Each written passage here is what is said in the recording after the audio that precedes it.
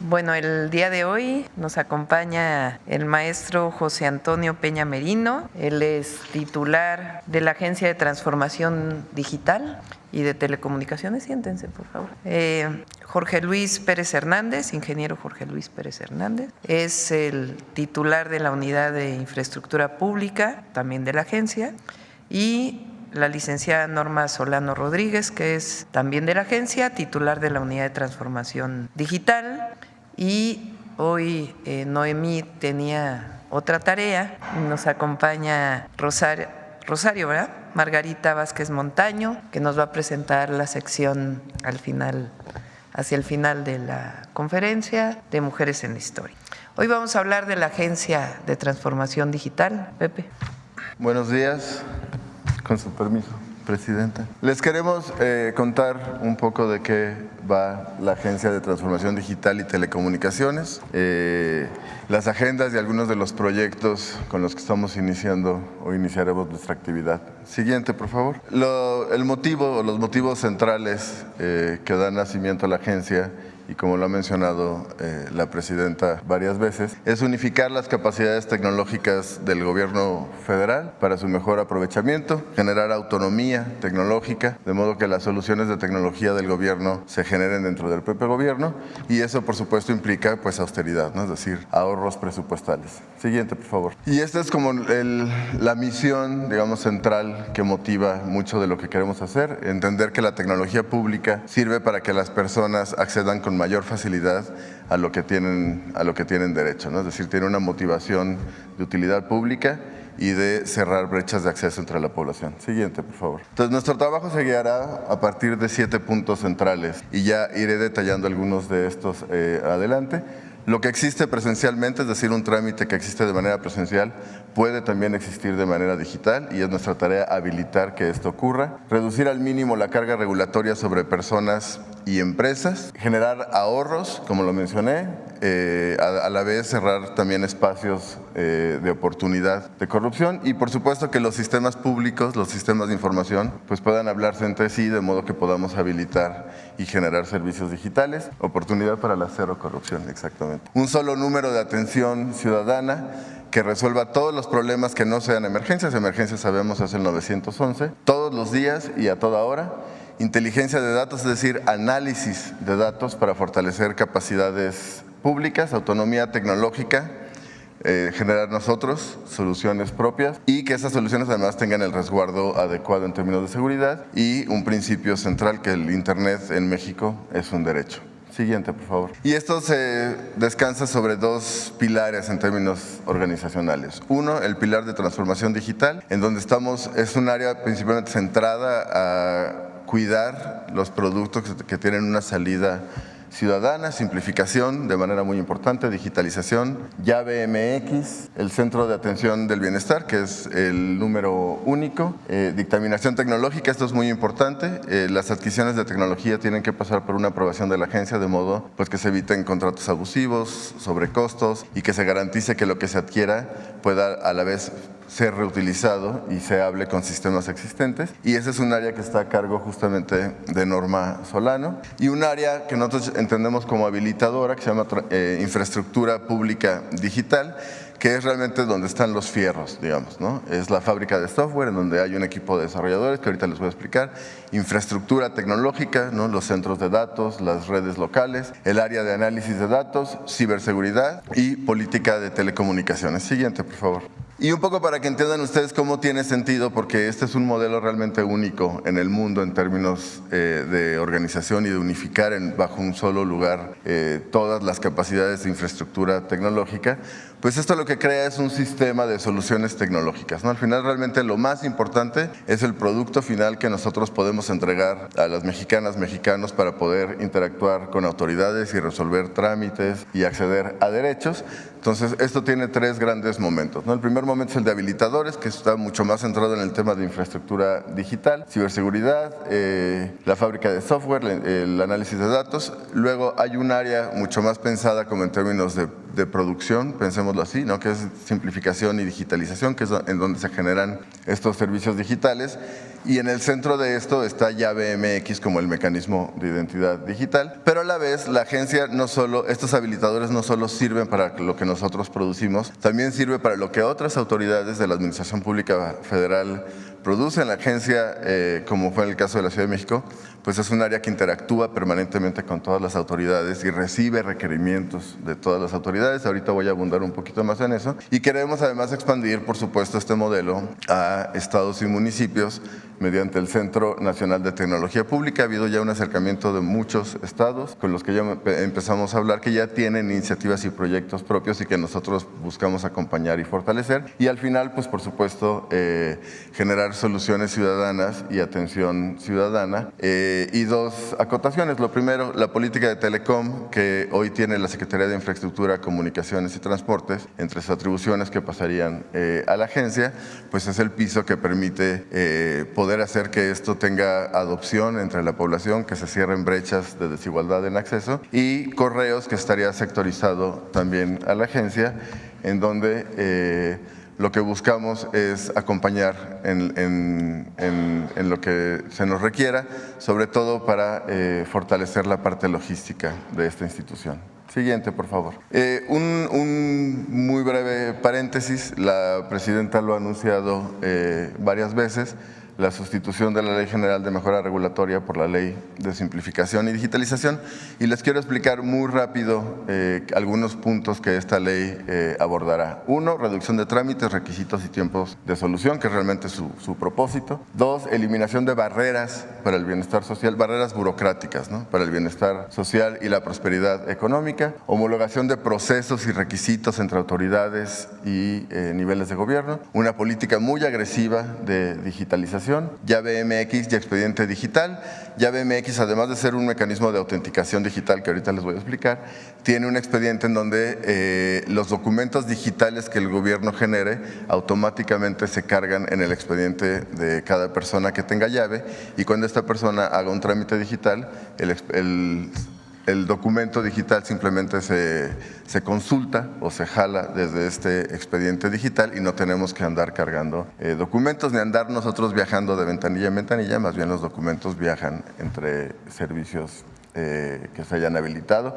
Desarrollo de capacidades tecnológicas propias. No solo es el tema de desarrollos propios, es crear un cuerpo de profesionistas, ingenieras, ingenieros mexicanos, pues que puedan especializar sus habilidades en la generación de soluciones públicas. Un catálogo único de trámites y un portal ciudadano de servicio. Un repositorio de tecnología pública para poder garantizar que lo que se haga con dinero público pueda también ser adoptado por cualquier otro gobierno, cualquier nivel de gobierno y cualquier autoridad. Y mecanismos de solución y atención ciudadana, es decir, un sistema de acompañamiento permanente en la provisión de estos servicios digitales, como se hizo, y perdón, voy a hacer referencia constante a la Ciudad de México porque, digamos, es realmente de ahí venimos y es la experiencia que tenemos. Locatel se convirtió en un centro de ayuda de servicios digitales, ¿no? Siguiente, por favor. Y 10 principios centrales que guían el espíritu de esta ley. Uno, la mayor carga regulatoria, es decir, los mayores costos para la provisión de servicios los tiene que asumir la autoridad, no el ciudadano. Dos, no solicitar documentos que la propia autoridad o el propio gobierno genera, ¿no? Para eso se pueden habilitar sistemas de consulta y eso ahorra que las personas tengan que presentar o exhibir documentos que el gobierno genera. Tres, fusionar trámites y crear flujos simultáneos. Cuando uno dice eliminación de trámites, no es que se elimine la regulación asociada al trámite. Lo que ocurre es que se hace una reingeniería que permite, por ejemplo, entender que si 3 trámites para construcción, doy el ejemplo, comparten casi los mismos requisitos, pues eso se puede simplificar en un solo trámite, ¿no? Entonces permanece la regulación, pero se fusionan los procesos, ¿no?, y los flujos. 4, eliminar requisitos no indispensables, es decir, hacer un diagnóstico muy claro de qué es lo indispensable para poder garantizar que el trámite proceda y que la autoridad tenga la certeza de estar autorizando algo que merece ser autorizado. 5, documentos digitales tienen la misma validez que un documento físico físico, y para eso es tarea de la agencia garantizar pues que le demos la certeza también a las autoridades, que son las dueñas sustantivas, de que el documento digital es válido y es original. 6, todo trámite digitalizado debe ser previamente simplificado. No tiene sentido mover un trámite engorroso de manera digital. El proceso debe ser simultáneo, por eso son dos áreas que conviven permanentemente. 7, homologar vigencias en trámites cuando dependen uno de otro. Ocurre hoy, por ejemplo, que tienes dos trámites que son secuenciales, ¿no? Que uno depende del otro, y cuando estás resolviendo el segundo ya se te venció el primero, ¿no? Entonces, cuando sea el caso de que sean trámites que estén asociados, pues garantizar que las vigencias estén homologadas. Renovar vigencias cuando proceda, en lugar de reiniciar el trámite. Si nada ha cambiado, pues no tiene sentido volverlo a hacer, es simplemente una vigencia, es algo que se hizo en la Ciudad de México. Sustituir permisos por avisos, también en los casos en los que proceda, y de manera muy importante, aunque es el 10º, que no están ordenados por importancia, ¿no? Pero es importante enfatizar esto, es priorizar los trámites de mayor volumen de uso entre las personas, ¿no?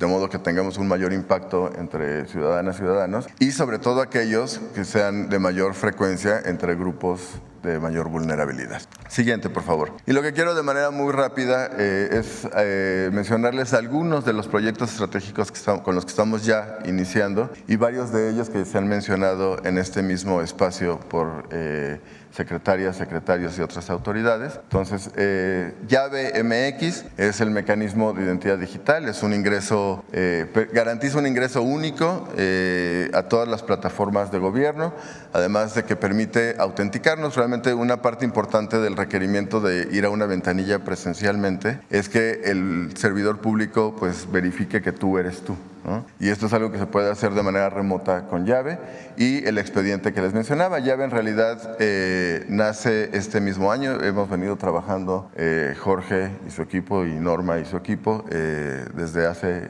un par de meses, y se va a lanzar en las siguientes semanas, junto con Llave para persona moral. Llave está asociada a una persona física, ¿no?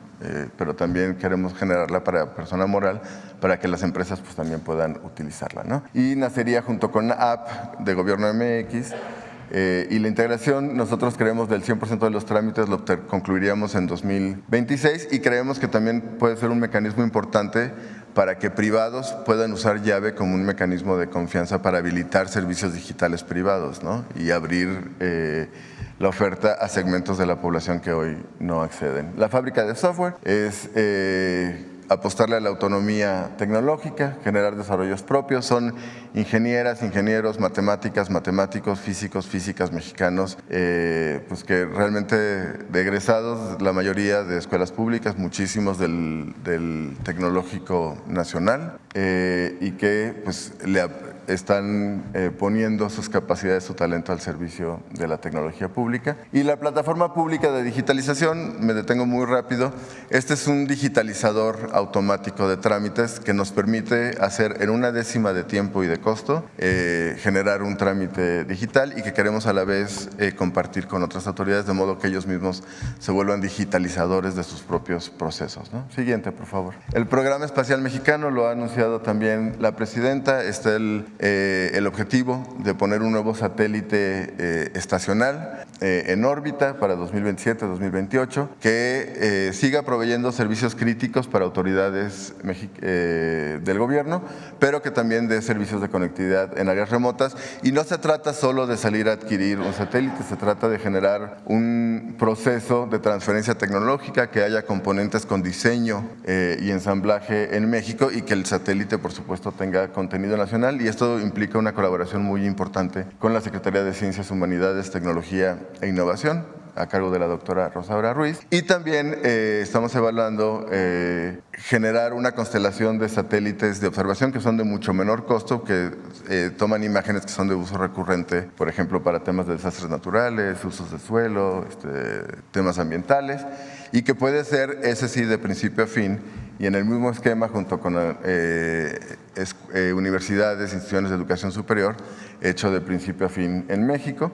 El Centro de Atención para el Bienestar, el CABI, que es un número único. Estamos en conversaciones con el IFT. Creemos que el número va a ser el 079 y cualquier tema de no emergencia podrá ser resuelto ahí, sea informativo, sea un trámite de principio a fin o sea un tema que merezca ser despachado a otra secretaría, de modo que con un solo número pues todas las mexicanas y mexicanos sepan que van a ser atendidos y que se va a resolver el tema que requieran que sea resuelto. Siguiente, por favor. El Centro Nacional de Tecnología Pública es expandir esto a estados y municipios y tiene tres componentes centrales: un repositorio de código público que pueda ser compartido, acompañamiento técnico para echar a andar este código y una escuela de tecnología para servidores públicos, de modo que gobiernos locales que tengan que no tengan un equipo dedicado a tecnología puedan tener parte de su equipo capacitado para dar mantenimiento a los sistemas. Inteligencia de datos, ahí está el tema de datos abiertos y dos partes importantes. Uno, política pública basada en evidencia y el tema del uso de inteligencia artificial para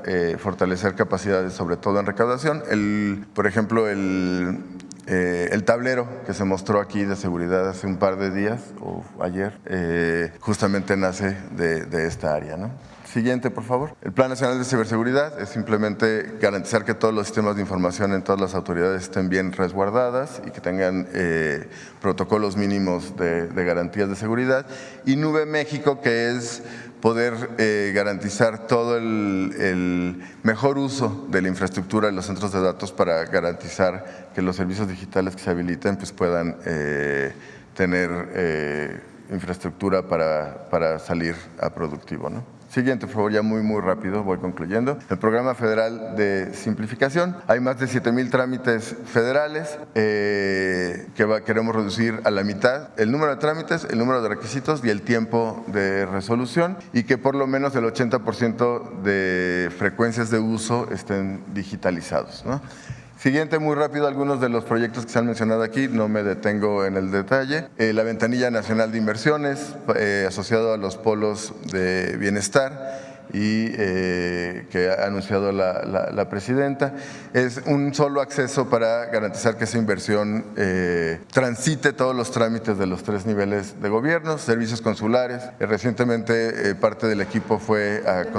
¿Cuántos trámites? Ahí está. En el caso de los trámites de los paisanos y paisanas, son 59 trámites en total. Unos de los más importantes son registro civil. Aquí realmente no es tanto reducir los trámites, son de 59 a 45, sino garantizar que el tiempo de resolución sea casi inmediato y eso implica generar una ventanilla consular única, de modo que nuestras hermanos fuera de México y centralmente en Estados Unidos, pues puedan resolver de manera muy fácil, a veces sin necesidad de acudir al consulado, el trámite que están requiriendo. El más frecuente, por supuesto, es este registro civil, ¿no? Acta de nacimiento, en tu caso, acta de defunción, pero no solo, ¿no? Hacen muchos trámites con Infonavit, IMSS, y realmente este es un proyecto integral que es ya bastante avanzado, junto con Relaciones Exteriores y el canciller Juan Ramón de la Fuente, y justamente fuimos a algunos consulados a hacer un diagnóstico con paisanos y paisanas. Con agua, lo ha mencionado también la presidenta, es unificar un solo sistema que gestione el tema de concesiones, generar un expediente digital y por supuesto una ventanilla de trámites del agua. Siguiente, por favor. Sistema de compras públicas, lo anunció aquí la secretaria Raquel Buenrostro, generar un nuevo sistema de adquisiciones públicas de punta a punta, aduanas y SAT.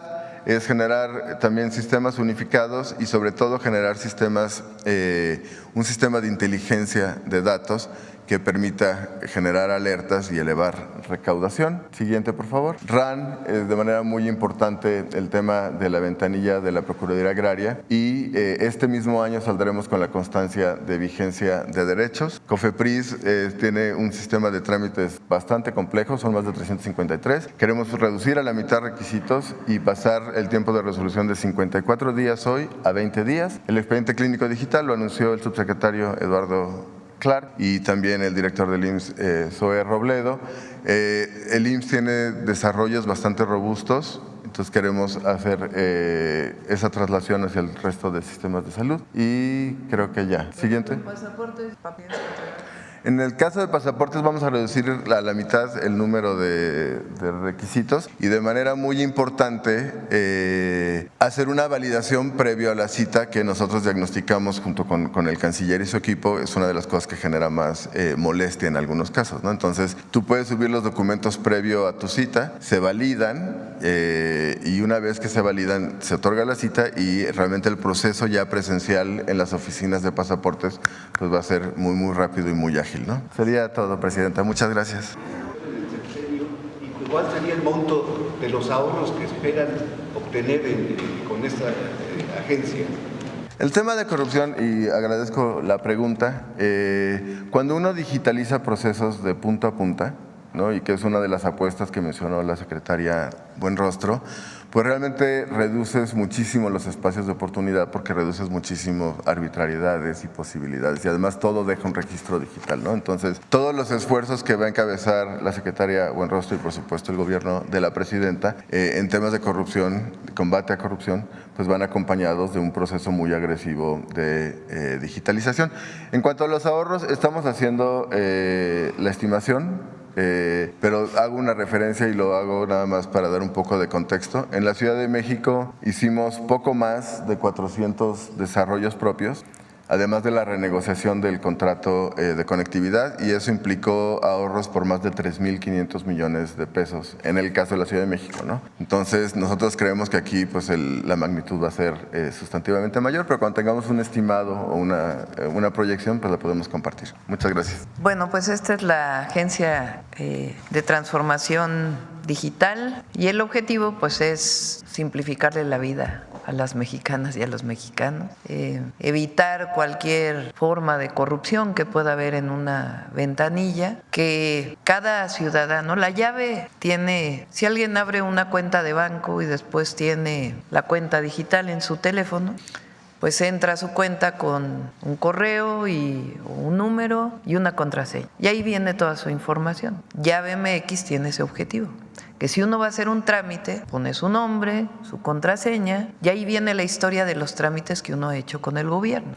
Si uno necesita el acta de nacimiento, pues ya está ahí depositada el acta de nacimiento. Así que si el siguiente trámite digital quiere hacerlo uno, pues ya vienen los documentos que se utilizaron para los trámites anteriores. Entonces, desde llave MX hasta todos los desarrollos que van a beneficiar a las y a los mexicanos en México y en el extranjero, y también las inversiones. Y vamos a trabajar conjuntamente con municipios, estados, para que también esos trámites puedan digitalizarse y pues avanzar en el desarrollo tecnológico de nuestro país. Ese es el objetivo. Bueno, antes de las preguntas, vamos a ir uno por uno para que no necesiten.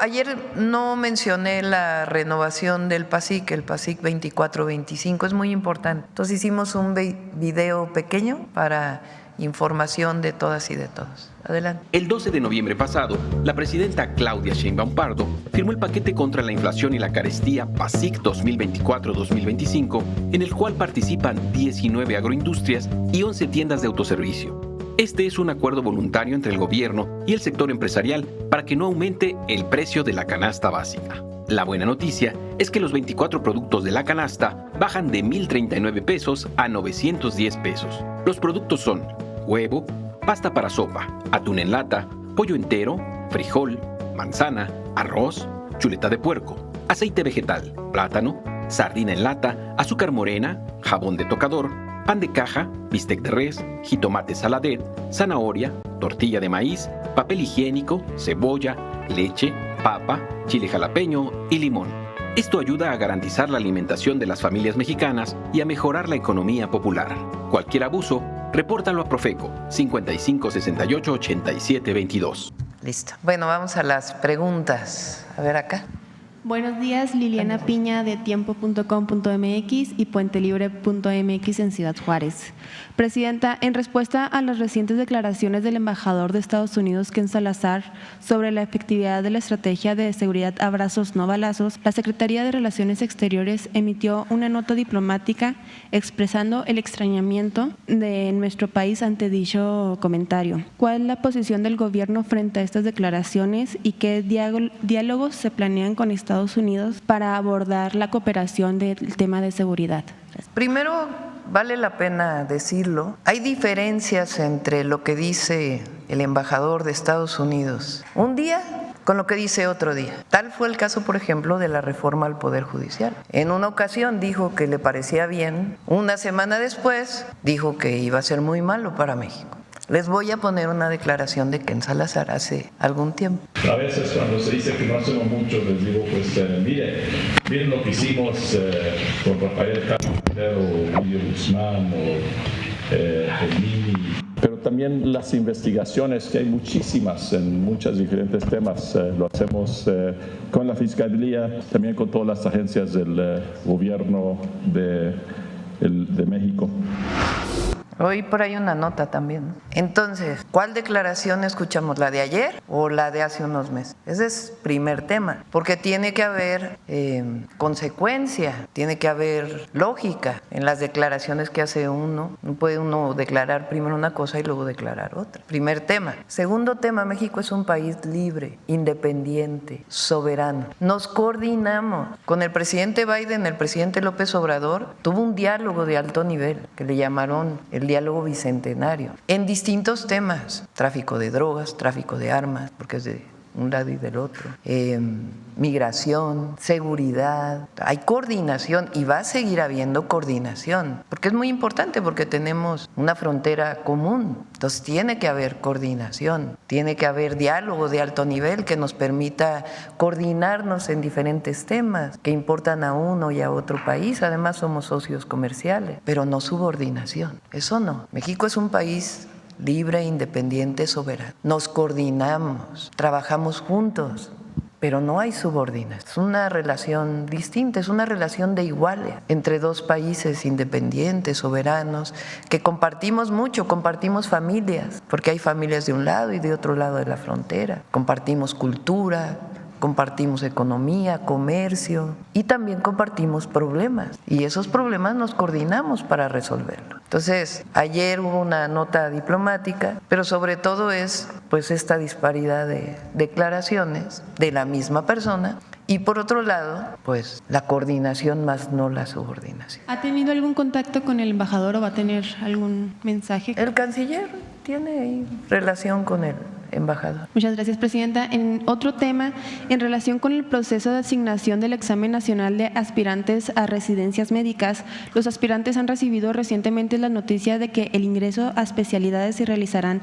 mediante el sistema de asignación directa. Esto ignorando el proceso que se han llevado a los hospitales con entrevistas y exámenes. Dada a dichas especulaciones y dudas de los médicos, ¿podrían aquí en este espacio explicar a los médicos y aspirantes cuál es el proceso para asignación de hospitales a los nuevos residentes? Y también, en dado caso de que se llegue a hacer un cambio o alguna modificación a los médicos que van a entrar a especialidades, ¿en cuánto tiempo se va a dar este anuncio? Sí, no tengo en este momento la información sobre este tema, pero a ver si en este mismo momento nos contesta el doctor Kersenovich o alguno de los subsecretarios. Y si no, les pedimos que hoy mismo puedan dar respuesta a esto que preguntas. Muchísimas gracias. Y para cerrar, Presidenta, el INE ayer mandó una carta a la Presidenta en el cual justificó y explicó los gastos para las siguientes elecciones. Preguntarle si ya recibió la carta y también qué mensaje les envía. Muchísimas gracias. Pues el mensaje es que no es justificable el presupuesto que están enviando. Lo vuelvo a explicar. Es más presupuesto en el 2025 que el del 2024, lo que están pidiendo. Estamos hablando, creo que de 39 mil millones de pesos lo que están pidiendo. Ahora, sí va a haber una elección el próximo año para las personas del Poder Judicial. Pero a diferencia de las elecciones del 2024, no hay financiamiento a partidos políticos especial por campañas electorales, porque no hay financiamiento para la campaña de jueces, juezas, magistrados, magistradas o ministros. No hay recurso público para las campañas. Es mínima la campaña que van a establecer a través de sus redes, de volantes, pero no hay financiamiento público.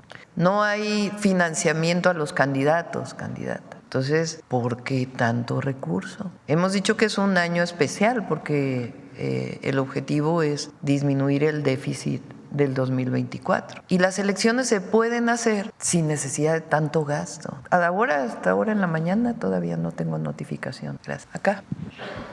Presidenta, buenos días. Gustavo García de Comunicante MX, somos un medio de Baja California y Alerta Multimedia. Presidenta, y aprovechando que está Pepe Merino, igual y tiene que ver con lo que nos acaba de explicar, hay un caso muy sonado en las redes sociales de una doctora en Puebla, Marilyn Coate, que todos sabemos, COFEPRIS ya intervino, también las autoridades de Puebla ya clausuraron este consultorio. Sin embargo, llama la atención que así como ella, esta semana se han dado a conocer otros casos de médicos que probablemente su profesión no les acredita ser cirujanos. En Durango acaban de detener a una química y un enfermero que realizaban liposucciones, o algunos licenciados en estomatología, dentistas propiamente, que están realizando cirugías sin ser cirujanos maxilofaciales. Entonces, aquí la pregunta es si el gobierno federal, la agencia que dirige Pepe Merino, tienen proyectado que exista una plataforma donde los mexicanos, más allá de entrar al Registro Nacional de Profesiones, porque ahí podemos validar por cédula profesional que estudió, pero no podemos ver qué le da derecho a ese profesionista realizar ya propiamente la actividad profesional, que pudiéramos nosotros los mexicanos verificar con quién nos estamos atendiendo, quién es la persona que nos está recetando propiamente algún medicamento. Y obviamente este Registro Nacional de Profesiones, curiosamente, está en la SEP y no está en la Secretaría de Salud, específicamente el área médica. Entonces, esa sería la primera pregunta, Presidenta, si tiene algún proyecto para que nosotros podamos de alguna manera prevenir este caso tan sonado, que ya se están tomando acciones, pero pues al final del día fue mediático. Sí, podemos mejorar. ¿Por qué está en la SEP? Porque es la Secretaría de Educación quien da los títulos y las cédulas profesionales. Pero podemos trabajar con Secretaría de Salud también para que la gente conozca si realmente tiene la cédula profesional. Este es un caso de fraude, pero además vinculado con temas de salud, que es muy grave. Entonces, aparte de un tema administrativo, es un tema penal. Entonces, no puede una persona ofrecer servicios de salud, que es algo delicado, cuando no tiene la cédula profesional para ello. Entonces, sí es importante que el ciudadano se informe, pero también pues todas las denuncias que tenga que haber, porque puede ser muy grave. Además, en este caso era medicamentos controlados. Entonces, imagínense. Es correcto. Como segunda pregunta, Presidenta, sé que esta semana usted le puso feliz esta ley de protección animal que se aprobó en la Cámara, en las cámaras, y sé que también hay un compromiso del gobierno federal para que los animales, las mascotas que existen en México tengan este cuidado y protección. Con datos propiamente del INEGI nos dice que 57% de los hogares mexicanos tienen mascotas y designan un promedio de su ingreso para el cuidado de estas mascotas. Pero específicamente cuando se enferman estas mascotas se destinan entre 300, 800 pesos por consulta con un veterinario, y podría ser más cuando se requieren análisis específicos. Le quiero preguntar, Presidenta, si hay planes también del gobierno federal para crear de clínicas veterinarias para los mexicanos que no pueden pagar estas consultas, que podrían, insisto, ser muy altas, y que en muchas ocasiones se toma la decisión de dormir al animal o a la mascota porque no hay el recurso para salvar su vida. Sí, la mayoría de esta atribución se quedó en los estados. Hay una parte que corresponde en el IMSS Bienestar a la federalización de los servicios de salud cuando se firma por convenio.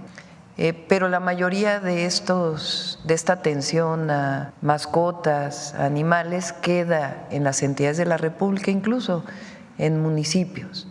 Entonces son parte de, inclusive cuando se haya firmado el IMSS Bienestar, se queda esa atribución en los estados. Y ahí podemos colaborar y apoyarles para ver qué más se necesita. De acuerdo, Presidenta. Y finalmente, en Tijuana, el día de ayer, visitó la secretaria de Turismo, la licenciada Josefina Rodríguez, visitó Tijuana junto con el alcalde Ismael Burgueño, recorrieron el renovado Centro Histórico de Tijuana, un centro histórico que tiene mucha historia, mucha cultura, una ruta gastronómica impresionante, de las mejores de México, el Museo de la Lucha Libre, el Museo del Juguete. Sin embargo, Presidenta, creo que Tijuana merece una oportunidad por los mexicanos para que se impulse esta ciudad como un lugar de destino turístico. Usted ha estado varias veces en el último año, ha estado varias veces en Tijuana y justamente le quiero preguntar, Presidenta, si usted recomendaría a los mexicanos que le den esa oportunidad a Tijuana para estos recorridos turísticos que se planean en familia, que se planean en viajes, y cuál es su lugar favorito ahí de Tijuana. Gracias, Presidenta.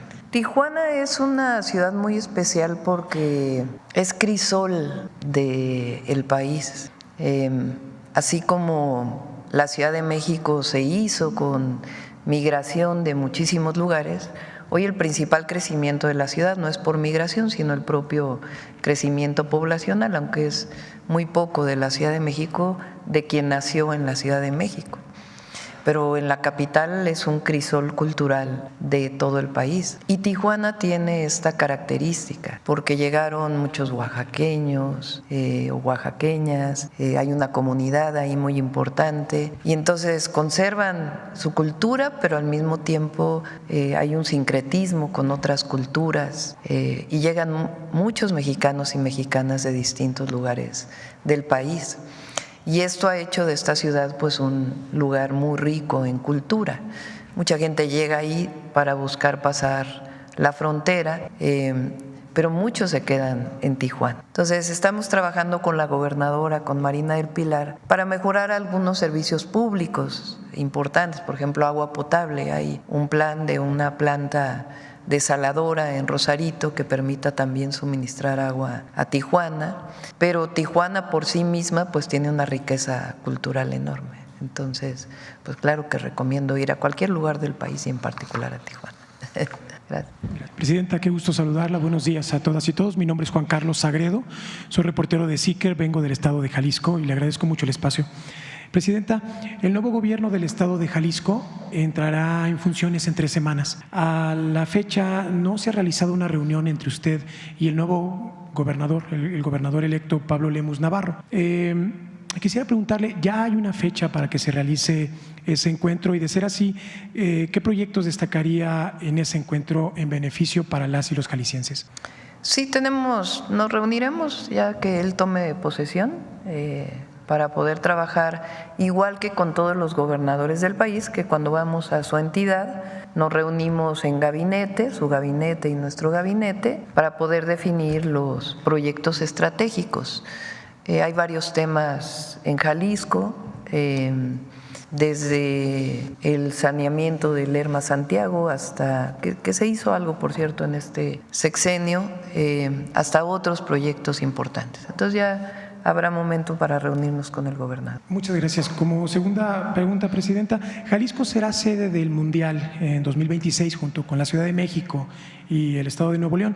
El gobierno de Jalisco, el nuevo gobierno, contempla una asignación presupuestal en 2025 para la creación de un sistema de transporte público que conecte el Aeropuerto Internacional de Guadalajara con el Estadio Akron. Esto permitiría que miles de visitantes que vengan por el Mundial puedan dirigirse directamente del aeropuerto al estadio de las Chivas Rayadas de Guadalajara. ¿Está usted al tanto de este proyecto y si la Federación contempla destinar recursos para este sistema? Muchas gracias. Sí, ya platicaremos con el gobernador electo, que pronto ya será gobernador constitucional. Aprovecho para decir que de manera honorífica, con un pequeño mínimo apoyo, decidí nombrar a Gabriela Cuevas para ser la representante ante distintas instituciones junto con la Secretaría de Turismo para atender el tema del Mundial 2026. Gracias, Presidenta. Muy buenos días a todas y a todos. Liliana Noble de Pulso Saludable. Presidenta, preguntarle en el tema de la digitalización, si están pensando echar mano de herramientas propias de creadores, desarrolladores propios, o si están pensando en contratar a proveedores externos y cómo funcionaría este proceso de hacer más eficientes los recursos que se tienen actualmente y si están pensando en utilizar CRMs, etcétera. Esa sería mi primera pregunta. Gracias. ¿Quieres contestar, Pepe? Muchas gracias. Sí, la apuesta es generar soluciones nosotros, ¿no? Que el gobierno solucione soluciones propias y hacerlo con un equipo de servidores públicos, en este caso ingenieros e ingenieras, pues que se dediquen al desarrollo de estas soluciones. En el caso, habrá algunos casos en los que se requieran algunas contrataciones, sobre todo para poder hacer el tránsito entre servicios que hoy están contratados con privados y su sustitución por un servicio propio, y garantizar pues que evidentemente la atención a las personas no pare, ¿no? Y que en esta transición pues sea lo más suave posible, pero sí la apuesta, como lo hicimos en la Ciudad de México a iniciativa de la presidenta, es que el gobierno genere sus propias soluciones. Y como segunda pregunta, Presidenta, hoy se conmemora el Día Mundial de la diabetes mellitus. Se calcula que en el país existen alrededor de 12 millones con esta enfermedad. En el Hospital General de México hoy habrá una, alrededor de las 12 del día, 1 de la tarde, habrá una jornada de detección gratuita, oportuna para esta enfermedad. Yo quisiera preguntarle, Presidenta, si ha considerado la posibilidad de que adicional a el tema de no saleros en la mesa, los etiquetados frontales y el tema que recientemente se autorizó, y por fortuna que ya no se vendan estos productos con ingredientes críticos que le llaman la comida chatarra en las escuelas, ¿están pensando en que se pudiera hacer, no me gustaría utilizar la palabra obligatoria, pero que sí se pueda realizar de forma, en tiempo y forma, la actividad física en las escuelas, sí o sí? Porque hay veces que de pronto entiendo que el tema del invierno es un irritante y puede dañar las mucosas, pero a veces hay algunos otros factores que no le dan tanta importancia al ejercicio, y los expertos dicen que una de las maneras de prevenir la obesidad, que pudiera ser el inicio de varios desencadenantes metabólicos, entre ellos la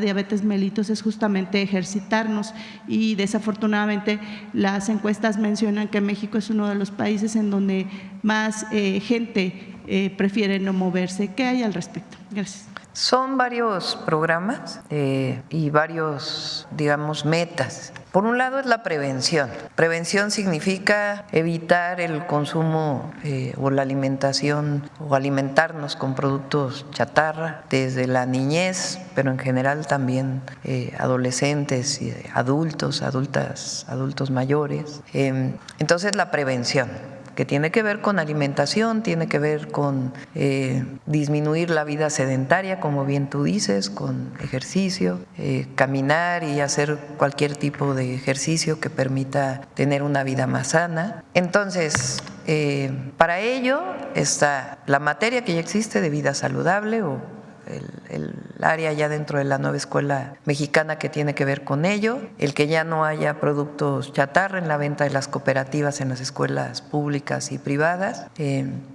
y también pues una campaña que como parte de los lunes de vida saludable vamos a desarrollar. Miguel Torruco está en la Secretaría de Educación Pública y él se va a encargar de esta parte del deporte comunitario. Tiene varios proyectos que ya va a venir a presentar. Por ejemplo, la clase de box más grande del mundo que hicimos en la Ciudad de México la vamos a llevar a nivel nacional.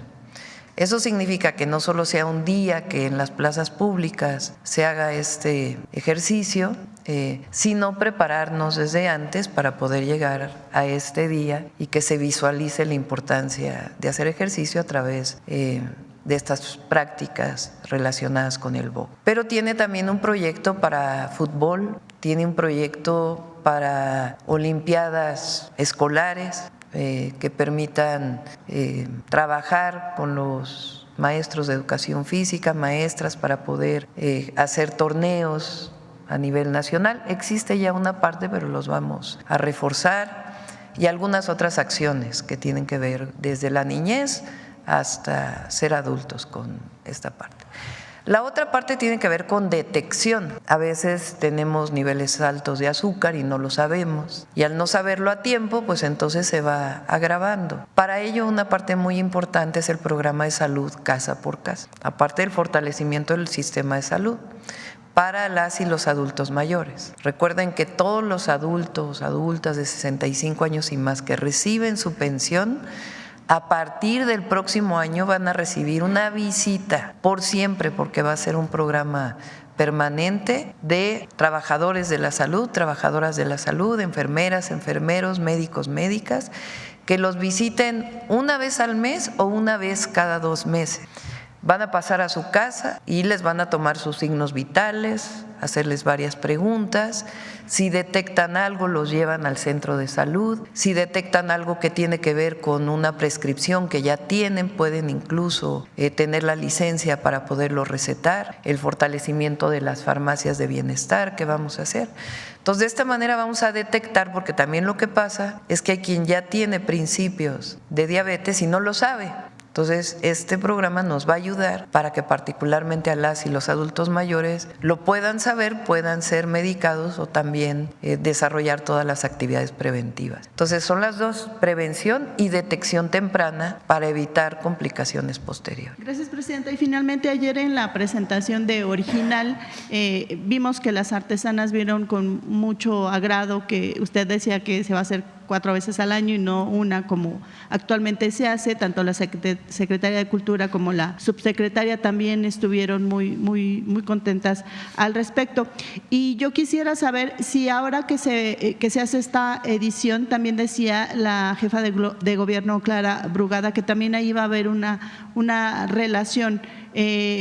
¿Cómo va a ser ese tema de la relación? Si solamente se va a quedar la exhibición y la venta en Los Pinos o se moverá eventualmente a alguna otra parte de la ciudad, y también conocer cuáles serían estos estados con los que han pensado en iniciar esta muestra textilera que vale la pena ir a ver. Ya vendrá la Secretaría de Cultura, es algo que hemos estado trabajando.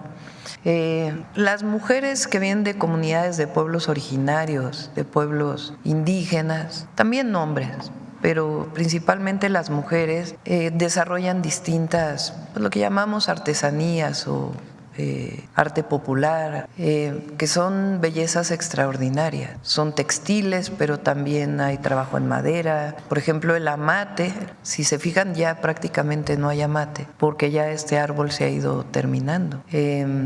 Y muchas otras formas de expresión cultural. Parte del problema es que no tienen espacios de comercialización. Entonces, muchas veces son víctimas o del intermediarismo, que adquieren los productos a bajo costo y después los venden a mayor costo, y quien gana es el intermediario. También pasa con los productos agropecuarios. Entonces, lo que queremos pues es disminuir ese paso para que pueda haber una comercialización, puedan vender las artesanías a los precios justos, sin regateos, porque también hay esa práctica, y que se recupere, porque Original también tenía el objetivo de evitar los plagios de muchas empresas que plagian los dibujos tan bellos y que ni siquiera llevan los derechos de autor de muchas mujeres o comunidades o pueblos indígenas.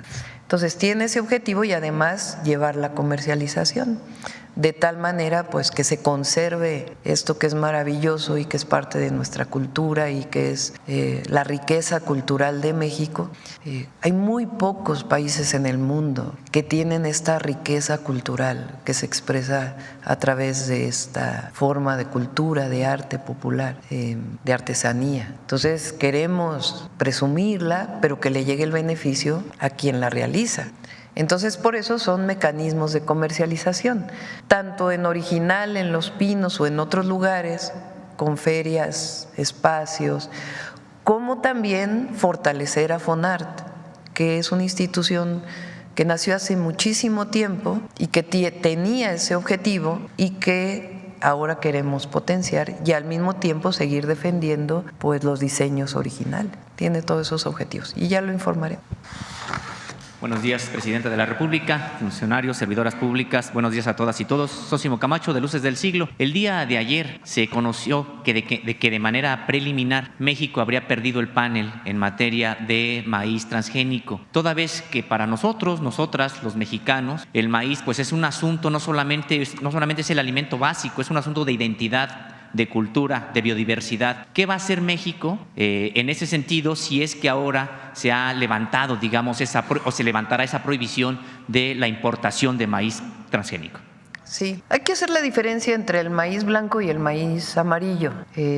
México es autosuficiente en maíz blanco y nosotros tenemos por obligación, porque es una obligación de los gobiernos, conservar nuestra biodiversidad. Y la biodiversidad no solamente es en la diversidad animal, vegetal, sino genética. Todas las razas o variedades de maíz, pues nuestra obligación es conservarlas, porque el maíz es producto de la domesticación de los pueblos originarios o de antes, incluso de las grandes civilizaciones de México que fueron domesticando esta planta que hoy alimenta no solo a México sino al mundo entero. Los organismos genéticamente modificados lo que hacen es que en laboratorios modifican los genes, supuestamente para mayor alimentación. Hay quien no piensa que es así, que puede tener daños a la salud. Pero tiene un problema adicional, que es que el campesino depende siempre de la semilla. O sea, cuando uno siembra un maíz híbrido que no es genético, está modificado pero no en laboratorio con los genes, sino como parte pues de la mejora de un cultivo, compra la semilla y depende de la semilla para poder seguir cultivando el maíz. Pero además se pierde pues la diversidad genética de los maíces que surgieron de nuestros pueblos y que se han seguido conservando. Entonces nosotros tenemos la obligación principal de que el maíz blanco que se siembra en México no sea transgénico. Y eso va a quedar en la Constitución. Esa es la mejor defensa que tenemos para la conservación de la biodiversidad y de la salud también. Ya en la parte comercial, pues ya se verá, sobre todo la parte de maíz amarillo, que principalmente alimenta aves o cárnicos, para la producción de cárnicos. Entonces, pero la parte fundamental de la conservación de nuestro maíz, de nuestras razas de maíz, esa va a quedar en la Constitución. ¿Estará enviando una iniciativa al respecto? Ya está ahí, la envió el presidente López Obrador, está por aprobarse en los próximos días, espero, en la Cámara de Diputados. Presidenta, y con respecto del maíz amarillo, por supuesto que se utiliza más hacia el ámbito forrajero, sin embargo, durante el sexenio anterior había la intención de que México también alcanzara la autosuficiencia en este tipo de maíz. ¿Continuará con esta política en la actual administración? Sí, se va a buscar. También estamos ahora destinando un esfuerzo muy importante al frijol, porque la alimentación básica de las y los mexicanos, nuestra alimentación básica, pues tiene que ver con la alimentación de la milpa. La milpa era la alimentación principal de los pueblos originarios y en muchos lugares de México lo sigue siendo. La milpa es la siembra de maíz, pero en el mismo lugar de frijol, de calabaza, lo cual además de la diversidad alimentaria, tiene la gran virtud que conserva los suelos. El frijol, por ejemplo, fija nitrógeno.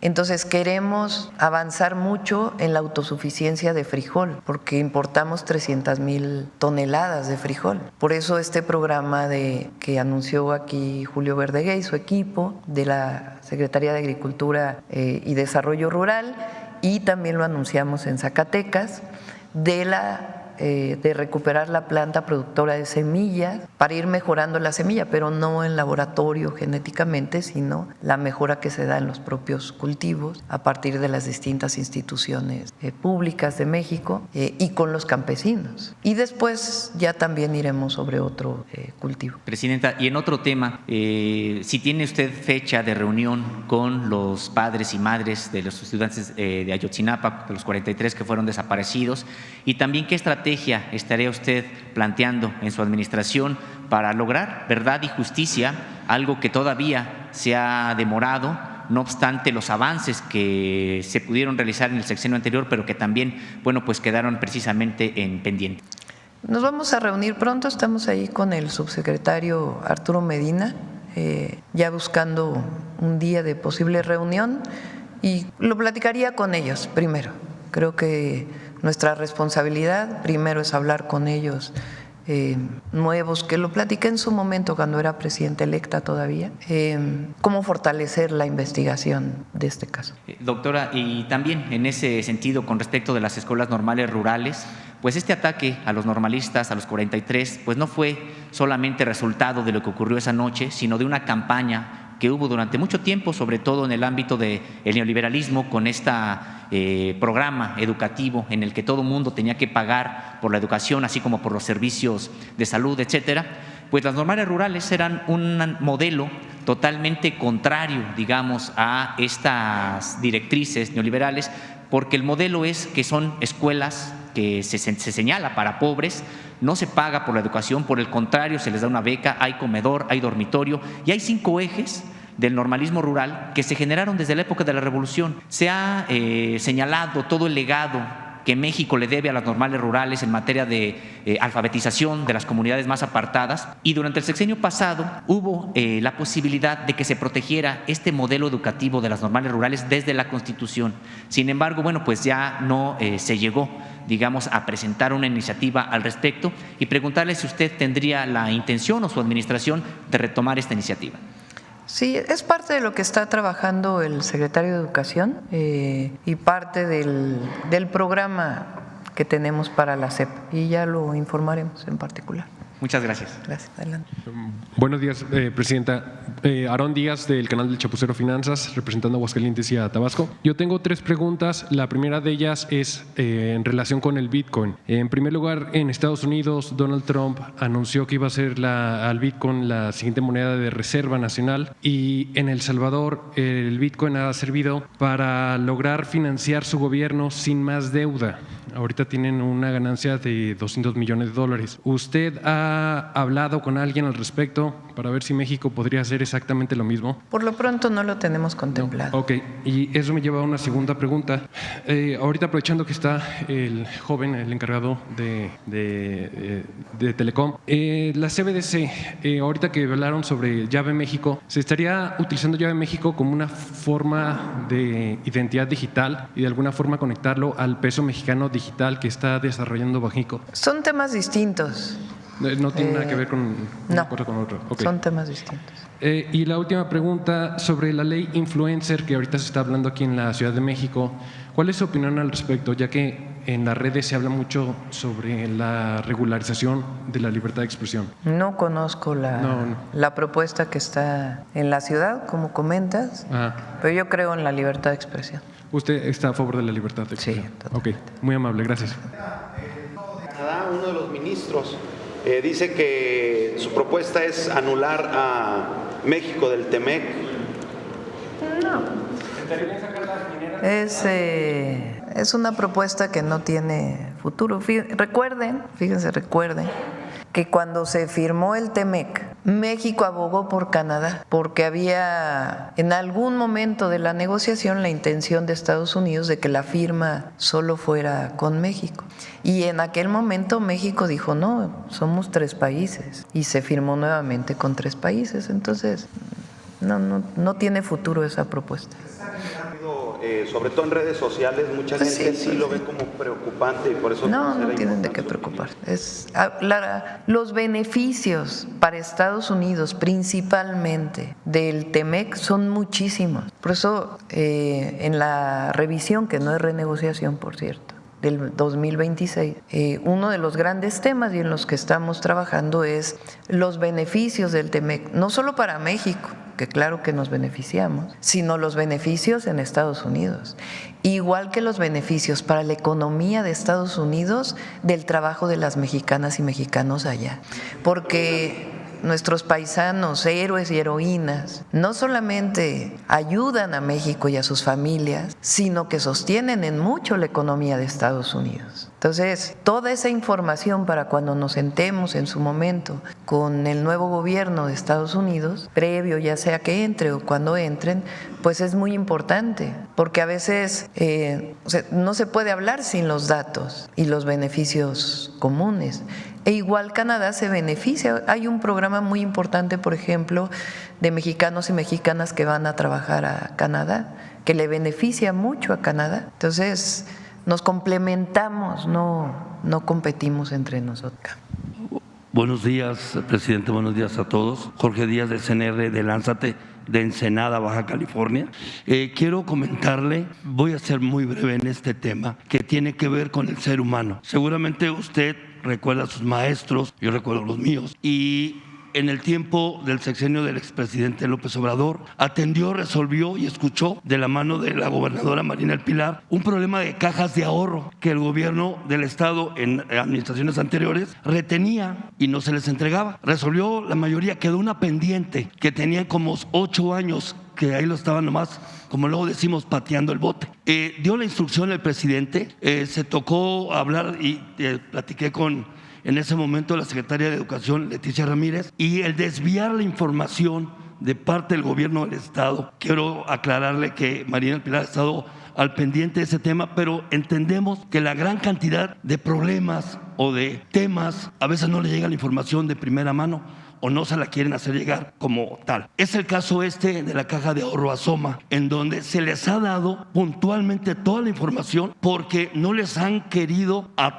dar la solución ya de respuesta de un dinero que es de un grupo de maestros jubilados y en el activo de esta caja de ahorro Asoma. Ya más de un año, hace un año estuve aquí y ya tenía un año anterior en que se había estado dando. Se tuvieron unas pláticas y decían, vamos a hacer una auditoría, pero una auditoría de un periodo donde no había problema. No hay la disposición, no hay la voluntad y lógico, cuando no hay una continuidad, se generan problemas del tipo de la Fiscalía, generados por el gobierno del estado. Se le dijo hace poco a la gobernadora, así como estamos usted y yo, que este tema no los han querido atender y resolver. Se sorprendió al ver ellos su cara y yo le quiero pedir a usted, que sé que hay muy buena relación y que hay la disposición de parte de usted, que ya se atienda y se resuelva, porque no le han querido regresar el dinero que les corresponde.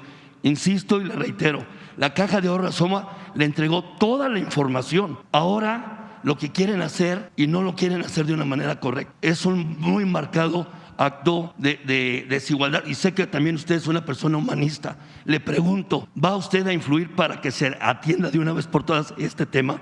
A ver, lo vamos a revisar. Es importante que se conozca un poco cómo ha sido no solo el proceso en Baja California, sino en otras entidades de la República, que viene de hace tiempo. Sí, es correcto. Cuando se descentraliza la educación por motivos políticos y no educativos, la educación pública estaba federalizada, la educación básica. En la época de Zedillo se descentraliza, se envía a los estados la responsabilidad.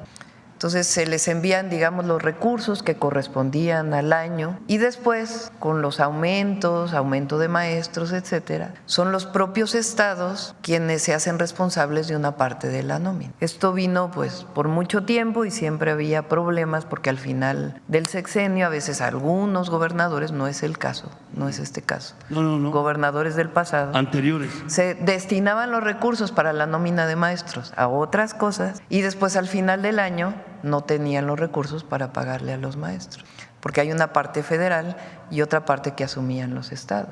Con la reforma educativa del 2013, uno de los objetivos para el control de los maestros ni siquiera era un objetivo de educación, desde mi punto de vista, sino de control laboral, federalizan una parte de la nómina educativa. Pero se quedan todavía algunas estatales, por distintas razones, muchas veces por gobernadores del pasado, que no quisieron federalizar. Les pongo el caso. Creo que es Telesecundarias en San Luis Potosí, no está federalizado. Entonces tienen problemas todos los años para poder cubrir la nómina. Es un caso similar a este que plantea, de una caja de ahorro asociada a algunos maestros en Baja California, que fue un tema estatal. Entonces, ¿qué es lo que se hace en estos casos? Mesas de trabajo. El presidente López Obrador dio un apoyo y falta otra parte. Entonces hay mesas de trabajo entre Secretaría de Hacienda, el Gobierno del Estado y la Secretaría de Educación para poder revisar el tema y ver cómo se apoya. Y es el caso como en otros casos. Le quiero yo agradecer. Y ahorita usted toca algo muy importante con el tema de la educación. Desafortunadamente, ahorita se está viendo un tema de la reforma, un proyecto de reforma de ley en Baja California de la ley del Iztecali. Ya prácticamente el secretario de Hacienda local o de Baja California ha comentado que se va a colapsar ya el sistema de salud por medio de la ley del Iztecali. Muchos del magisterio y la burocracia están en contra de esto porque, mire, ahorita nada menos en Mexicali una madre de familia está con su hija de 23 años y tiene una semana buscando al doctor en Iztecali para que puedan trasladar a su hija. Y le pongo el caso porque no hay medicinas, no hay estudios, no hay maestras o personas sindicalizadas de la burocracia que puedan atenderse. ¿Cómo resolver este tema? Es seguramente muy buena gobernadora. No, Marina le quiero decir algo. Y es la primera que pagó lo que otros gobernadores no hicieron. Pagó una deuda histórica en la cuestión del magisterio. Es muy buena gobernadora, muy sensible, está muy cerca de la gente. Es una extraordinaria gobernadora. Y están buscando los mecanismos en el Estado para resolver este problema. Y en la medida de lo posible, que la Federación pueda apoyar, que el Gobierno de México pueda apoyar, la vamos a apoyar. Siempre vamos a apoyar al pueblo. Una parte le toca a los estados, a los municipios, otra parte nos corresponde, pero siempre vamos a estar coordinados y en la medida de lo posible ayudar. Estamos en una mesa de trabajo, por eso necesitamos revisar antes de poder aprobar cualquier cosa. Es responsabilidad de cualquiera. Gracias. Bueno, vamos un poco más, porque quiero tocar un tema que… No, a ver, aquí ya preguntaste, acá, antes, no sé quién levantó la… Adelante. Presidenta, muy buenos días. Julián Mazoy de Noticias Telemax, la televisora pública del Estado de Sonora. Presidenta, han sido huracanes, incendios forestales, lluvias torrenciales, sequías que han empezado a suceder por todo el mundo producto de este fenómeno, esta crisis mundial. El cambio climático que estamos sufriendo todos. Hace una semana veíamos unos días estas imágenes impresionantes, le dieron la vuelta a todas las redes sociales. Arabia Saudita, uno de los países más preparados para enfrentar este tipo de crisis, con una nevada histórica en pleno desierto. Y sobre ello, pues México no será excepción. Y el noroeste del país este año, lamentablemente, está sufriendo una sequía importante. No llegaron las lluvias como nos hubieran encantado allá en Sonora y en el resto de la región del país, una sequía sin precedentes, francamente. Esta semana el secretario de Agricultura, Julio Verdegués, se reunió con el gobernador y con distintos representantes agrícolas de la zona, de la región del estado, y llegaron a varios acuerdos para apoyar al campo. Primero que nada, pues agradecerle la gestión que realizan desde el gobierno federal en favor de las y los sonorenses. Pero con esta introducción, entonces, Presidenta, preguntarle, pues, ¿qué más podemos esperar para enfrentar la sequía en la región? Una situación complicada. Los campesinos tienen mucha necesidad para recibir algo más de apoyo. En la medida de lo posible se va a apoyar a Sonora y a los productores de Sonora. Digamos que las medidas de adaptación al cambio climático son diversas. Y en ellas está trabajando Julio Verdegué para distintos sectores y particularmente para la agricultura.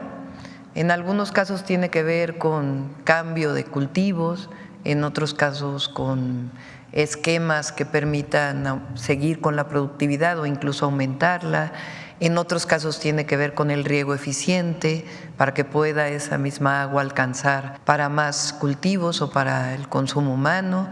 Entonces está trabajando con el gobernador y las distintas secretarías. Claro, aprovechar también el foro para exponer el caso de lo que sucede en la ciudad de Hermosillo, más allá del campo, en donde el alcalde de ahí, me parece que es del PRI, Antonio Astiazarán, del PRIAN, está gastando más de 100 millones de pesos para rentar 10 camiones en un modelo, un esquema de privatización. Pero más allá de eso, mientras eso sucede, pues ya empezaron una serie de tandeos para distribuir el agua y hay una profunda desigualdad, se toman decisiones para distribuir el agua, como lo sucede en varios municipios del país, para que no le llegue principalmente a las colonias pues más pobres. En las colonias donde hay dinero, en donde se usan Twitter, pues ahí sí llega el agua. En donde no hay ni pavimentación, pues es en donde la gente se queja todo el tiempo de que luego no llega. Pero en contraste a eso, el gobierno estatal y federal pues ya han iniciado obras. Se inauguró un acueducto hacia el sur del estado para poder ahí también distribuir y llegar a las poblaciones más necesitadas, a los pueblos yaquis, por ejemplo. Pero más allá de este caso en específico, ¿cuál es la responsabilidad de los gobiernos municipales en torno a la distribución de este vital líquido para garantizar el derecho humano pues, que haya al agua? Pues en general los organismos de gestión del agua, se llama, están en los municipios. La Constitución lo establece así, que es el municipio quien tiene que encargarse de la gestión del agua. A veces malgastan y hay corrupción, pero en otras ocasiones no tienen los municipios a veces el suficiente recurso para poder atender las necesidades. Entonces tienen una responsabilidad en distribuir equitativamente el agua y en mejorar sus sistemas de distribución. En Hermosillo particularmente, el gobernador tiene un proyecto y lo vamos a apoyar. Está ya en coordinación con la Comisión Nacional del Agua.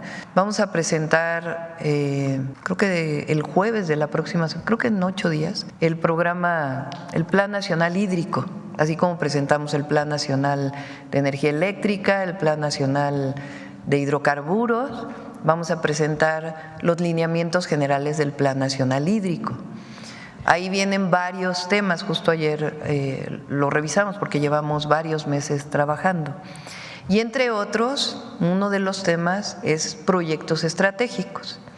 En esos proyectos estratégicos queremos juntar recursos municipales, recursos estatales y recursos federales. Y uno de los proyectos estratégicos es justamente unas presas que tiene planteadas el gobernador para poder mejorar el abastecimiento de agua potable para los habitantes de Hermosillo. Entonces ya en su momento lo vamos a presentar, pero es uno de los proyectos estratégicos con los que vamos a apoyar a Sonora. Una más muy breve. Hace 8 años, el domingo pasado, se cumplió el aniversario número 8 de la detención de un personaje allá en Sonora, Guillermo Padres, exgobernador. Tenía en su rancho, cuando era gobernador en funciones, había mandado a construir una presa adentro de su rancho personal sin ningún tipo de impacto, de estudio de impacto ambiental, sin permisos de construcción, uno de los muchos motivos que después llevaron a su detención. Parece que continúa aún su proceso. ¿Tendrá usted información de sus condiciones jurídicas? Pues hay que preguntarle a las fiscalías, ¿no? Bien, muchas gracias, presidente. Gracias. Quiero comentarles algo porque me llama la atención y además la verdad es increíble esta interpretación que se hace como campaña de la nueva presidenta o que repite la presidenta de la Comisión Nacional de Derechos Humanos. Ayer estaba leyendo algunos temas en redes de la comentocracia y ahora resulta que desde Palenque López Obrador está dictándole a los senadores y senadoras quién va a ser la presidenta de la Comisión Nacional de Derechos Humanos. Ya se retiró de la vida pública, está escribiendo su libro, está en otras tareas de la transformación.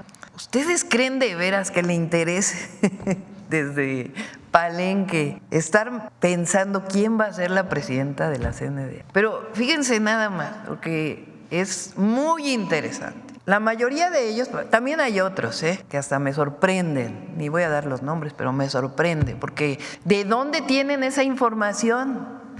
O sea, ¿de dónde la sacaron? ¿Cuáles son sus fuentes? ¿Cuáles son sus pruebas? ¿No? Porque ustedes son periodistas. Saben que para dar una nota, comentar algo, pues no es producto de la invención de alguien, sino tienen que tener alguna fuente. Bueno, pero los que son, ya saben, ¿no? Es, la campaña, que ni siquiera son creativos porque todos dicen lo mismo, o todas dicen todos y todas. Entonces AMLO puso en contra de la presidenta además. Bueno, primer punto, critican ahora la reforma constitucional al Poder Judicial, porque dicen que va a perder independencia el Poder Judicial. Entonces, ¿quién nombra con la anterior Constitución a los ministros o ministras? El Senado, ¿no? A partir de una terna que enviaban los presidentes. Pero sí tienen independencia, ¿sí me entienden? Aún y cuando los enviaban los presidentes y eran electos o elegidos en el Senado. Pero no había línea entonces, ¿verdad? De los anteriores presidentes, previos al presidente López Obrador. Había independencia del Poder Judicial. O sea, ¿dónde quedan los senadores y las senadoras? ¿O qué no son adultos o adultas ahora para poder tomar una decisión? Entonces, en un caso hay independencia cuando se nombra y en otro caso no hay independencia cuando se nombra.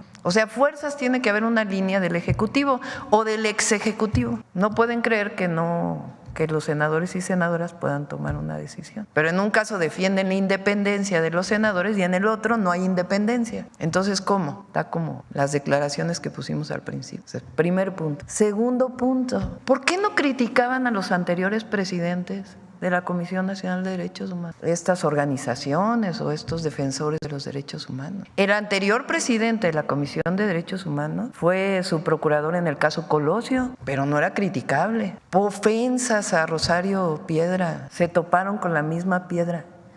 Pero qué manera de verdad de dirigirse a una persona. ¿Cuánto gastaban antes en la Comisión Nacional de Derechos Humanos en el pasado? Para comidas, para cenas, para viáticos, los salarios. Entonces, por supuesto que la Comisión Nacional de Derechos Humanos tiene que funcionar. ¿Quién decide quién es la presidenta del Senado? Y la otra, Rosario Piedra defiende, y eso es lo que les molesta. Y ella misma, por su historia personal, que tiene un hermano desaparecido, en la época donde había represión desde el Estado y la desaparición forzada venía desde el Estado. Ella representa esa generación y esa historia que quieren ocultar las desapariciones forzadas del pasado o aquella época de la represión desde el Estado.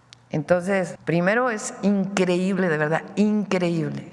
Vean todas las notas. AMLO decidió quién es la presidenta de la comisión. Déjenlo descansar, Palenque, tranquilo. Segundo, las y los senadores son mayores de edad y tienen la atribución para poder decidir. Y tercero, respeto a Rosario, la titular de la Comisión Nacional de Derechos Humanos. Y cuarto, pues que se fortalezca la Comisión para la Defensa de los Derechos Humanos. Y quinto, ya no es como en el pasado, desde la Cuarta Transformación, que la represión venía desde el Estado. Entonces, es interesante mencionar todo esto. Cerramos con Mujeres en la Historia. Muy buenos días, Presidenta. Buenos días a todos y todos. Como ya se señaló, soy la historiadora Margarita Vázquez Montaño y como investigadora y especialista de la historia de las mujeres es un honor estar en este espacio que se ha generado pues, para conocer el pasado de las mexicanas. Estamos próximos a conmemorar 114 años del inicio de la Revolución Mexicana y pues en este espacio dedicado a la historia de las mujeres queremos compartirle la historia de las hermanas Cerdán. Carmen y Natalia Cerdán fueron dos mujeres que buscaron transformar la situación política y social de México en el contexto de la dictadura de Porfirio Díaz. La familia Cerdán, y con ella Carmen y Natalia, fueron protagonistas de uno de los acontecimientos que detonaron el movimiento revolucionario del 20 de noviembre de 1910. El núcleo que habían formado los Cerdán era el corazón de la revolución maderista en Puebla y en el centro del país. La resistencia que ofrecieron al ser descubierta su conspiración fue heroica y de gran sacrificio. Como ellas, muchas otras mujeres se comprometieron en la lucha contra el régimen, creían fervientemente en la necesidad de transformar el estado de las cosas en el país. Ya habían sufrido la persecución, el encarcelamiento y la censura. Por mucho tiempo, las mujeres fueron invisibilizadas o borradas de la narrativa de la Revolución Mexicana, pero la Revolución Mexicana no se entiende sin las mujeres. Por ello, les invito a que me acompañen a ver y escuchar esta cápsula que hemos preparado para ustedes. La mañana del 18 de noviembre de 1910, una intensa balacera sacudió a la ciudad de Puebla. En la calle de Santa Clara se descargaron más de 3,000 cartuchos durante 4 horas. La conspiración que organizaban las hermanas y hermanos Cerdán, respondiendo al llamado de Madero para levantarse en armas el 20 de noviembre, fue descubierta y la policía intentó catear la casa donde se encontraban. La familia Cerdán comenzó a disparar desde la azotea y lanzar bombas de dinamita. Carmen Cerdán, que había participado en el traslado de armas, en la elaboración de bombas caseras y la distribución de propaganda, resistió junto con sus hermanos disparando un fusil desde el balcón y gritando: Mexicanos, no vivan de rodillas. La libertad vale más que la vida. ¡Viva la no reelección! Finalmente la casa fue tomada. Máximo Cerdán murió durante el combate y Aquiles fue ultimado al día siguiente. Carmen fue herida de bala y arrestada junto con su madre María del Carmen Alatriste y su cuñada Filomena del Valle, esposa de Aquiles, y quien en ese momento estaba embarazada de 6 meses. Natalia Cerdán, quien alcanzó a salir de la casa antes del enfrentamiento, tuvo que hacerse cargo de los 7 niños de la familia, 5 de su matrimonio y 2 de su hermano Aquiles y Filomena. Fueron días de pesadilla para ella, sus parientes detenidas y sus hermanos asesinados, la casa deshecha e inhabitable, sin nada que vender, sin nadie que la ayudara. El problema de la inhumación de Aquiles y Máximo lo resolvió con la ayuda de Miguel Rosales, que recogió los cadáveres y buscó fosas para enterrarlos. Natalia movió cielo, mar y tierra para que Carmen, Filomena y su madre fueran trasladadas de la cárcel al Hospital General del Estado, donde permanecieron hasta ser liberadas poco antes de la renuncia de Porfirio Díaz.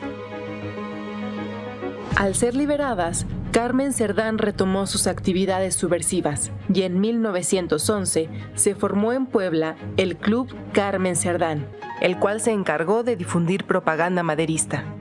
Ese mismo año, luego del golpe de Victoriano Huerta, Carmen formó parte de la Junta Revolucionaria en Puebla y Tlaxcala. En 1914 se incorporó a las filas constitucionalistas como enfermera en los hospitales militares. En las décadas siguientes, su participación política se enfocó en el apoyo a las mujeres veteranas de la Revolución. La subversión, cruzada por las tareas de cuidados, atravesó la participación de las mujeres de la familia Cerdán y de muchas otras mujeres en la historia. Las mujeres enfrentaron sus propias batallas colectivas e individuales, antes, durante y después de la Revolución. Carmen y Natalia Cerdán son una muestra del compromiso en el activismo revolucionario de las mexicanas y son un referente histórico para la memoria colectiva de todas y de todos. Y bueno, también nos gustaría aprovechar este espacio para hablar de otra mujer revolucionaria, Sor Juana Inés de la Cruz. Pues el pasado 12 de noviembre, Día Nacional del Libro, se conmemoró su natalicio y esta es parte de su historia. Juana de Asbaje Ramírez de Santillana nació en San Miguel Nepantla, hoy en el Estado de México, el 12 de noviembre de 1648 o 1651, no hay certeza en el dato entre los historiadores. Era hija de una familia criolla y desde niña desarrolló un talento especial para indagar, conocer y preguntarse sobre el mundo. De muy pequeña y deseosa de adquirir conocimientos, se ilusionó con asistir a la Universidad de México, a la que solo podían asistir los varones. Sor Juana creció en una época en donde las mujeres no tenían muchas posibilidades para desarrollarse. Podían ser esposas, madres o monjas. Sor Juana se incorporó a la corte de los virreyes a la edad de 15 años y así inició una relación muy estrecha con las altas esferas del poder novohispano y con figuras tan especiales como las virreinas. No obstante, después de 4 años de permanecer en la corte, Sor Juana tomó la gran decisión de su vida y convertirse en monja a los 19 años, incorporándose al convento de San Jerónimo. Sor Juana fue una prolífica escritora. Su obra tocó ámbitos como la filosofía, la teología, la estética, la ciencia, la música, el teatro y la poesía, por lo que es lo más conocida. A través de 2 de sus más alusivas obras, la Carta Atenagórica y la Respuesta a Sor Filotea de la Cruz, defendió con ahínco su voluntad de saber, de conocer, de pensar siendo mujer y además defendió el libre albedrío. Era admirada y conocida más allá de lo que en ese entonces era la Nueva España, porque su obra era leída y compartida. Al final, las estructuras del mundo en el cual le tocó vivir a Sor Juana Inés de la Cruz la llevaron a la censura y a la autocensura. Eran tiempos complejos, difíciles para las mujeres. Aún así, su legado pervive hasta nuestros días. Sin duda es un referente para las letras españolas, claro está, pero también para las generaciones de mujeres que le sucedieron hasta el día de hoy, porque defendió nuestro derecho al saber. Muchísimas gracias. Muchas gracias a todos, a todas. Nos vemos mañana. A las 10 más o menos van a estar aquí. Gracias. ¿Perdón?